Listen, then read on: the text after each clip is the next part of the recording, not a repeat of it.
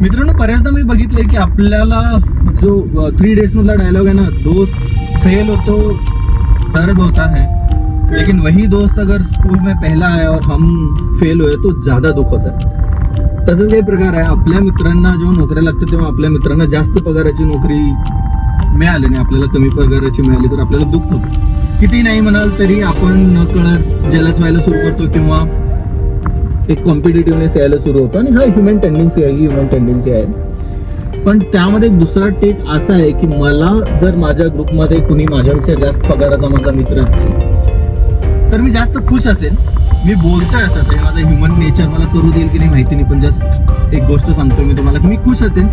कारण जर समजा तुमच्या ग्रुपमध्ये तुम्हाला सगळ्यात जास्त पगार आहे तर सगळे लोक तुमच्याकडे मागायला येतील काही लागल्यानंतर, गरज लागल्यानंतर. त्यात काही चुकीचं नाही.